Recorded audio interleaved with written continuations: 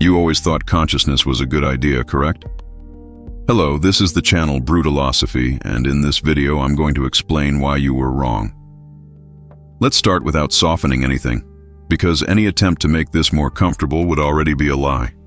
When you think about consciousness, you instinctively associate it with progress, with superiority, with evolution.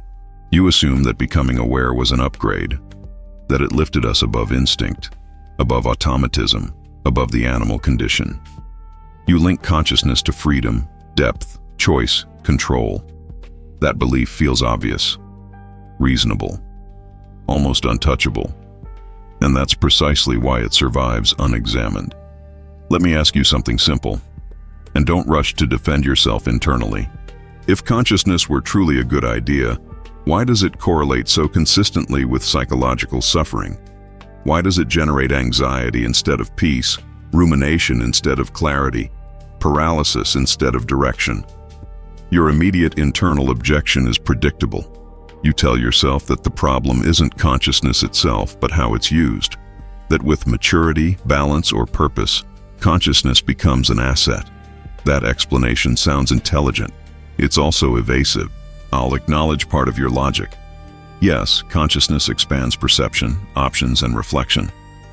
But you're quietly assuming that the human system was designed to tolerate that expansion. It wasn't. Consciousness didn't emerge as a carefully engineered improvement. It emerged as a byproduct, an evolutionary side effect that offered short-term adaptive advantages at the cost of long-term psychological instability. Consciousness is not clarity. It's excess internal data.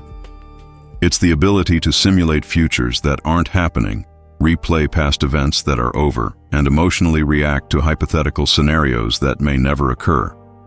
Clinically speaking, consciousness opens a cognitive loop that does not close on its own. A loop that demands interruption through distraction, labor, consumption, belief systems, ideology, or constant stimulation. Look at your daily life. How many simple decisions become mentally exhausting processes? How many minor choices turn into internal debates? You call that responsibility, intelligence, self-awareness. But what's actually happening is that consciousness is degrading your ability to act efficiently. The animal acts. The conscious human deliberates until the moment passes. You might argue that without consciousness, there would be no ethics, no science, no art. That's partially true. I'm not denying the benefits. I'm saying you refuse to account for the cost. Almost everything you admire about human culture is accompanied by chronic dissatisfaction, self-doubt, and existential anxiety. Consciousness creates values and then punishes you for failing to embody them. Let's dismantle another assumption, that consciousness equals freedom. What it actually produces is awareness of constraint. An animal doesn't suffer because it could have been something else. It doesn't compare itself to imagined versions. It doesn't construct an ideal self and then live in permanent tension with it. Consciousness creates the mirror and then forces you to stand in front of it. In work, this is obvious if you're honest. You don't suffer only because you work too much. You suffer because you know you work too much, because you compare your trajectory to others, because you imagine alternative paths you didn't take, because you internalize abstract standards of success that never stabilize. The suffering doesn't come from effort. It comes from the constant narrative running alongside it. You might shift the blame to society, capitalism, external pressure. And yes, those amplify the issue. But even in their absence, consciousness behaves the same way. It generates questions with no operational answer. What if? Why me? What does this say about who I am? These questions don't solve problems. They consume attention and energy. Notice how consciousness contaminates relationships. You don't just feel. You analyze your feelings. You question whether you should feel them.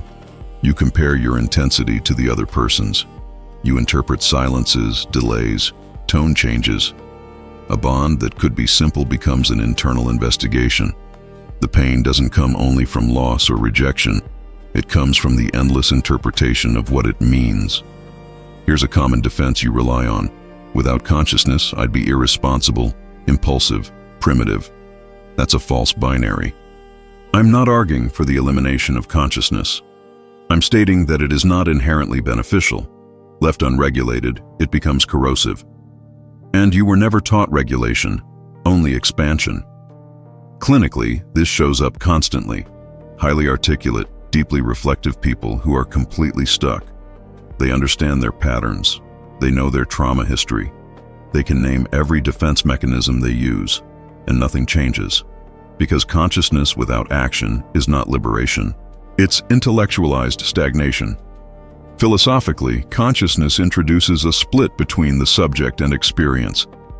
You don't just live, you observe yourself living. That constant metacognitive surveillance creates distance. In excess, it blocks immersion. That's why so many people report emptiness, derealization, or detachment. Not because life lacks content, but because there is too much internal observation. In practical terms, this explains why silence feels threatening, why boredom feels unbearable. When external stimuli drop, consciousness fills the space with simulations, many of them unpleasant. That's why constant occupation feels necessary.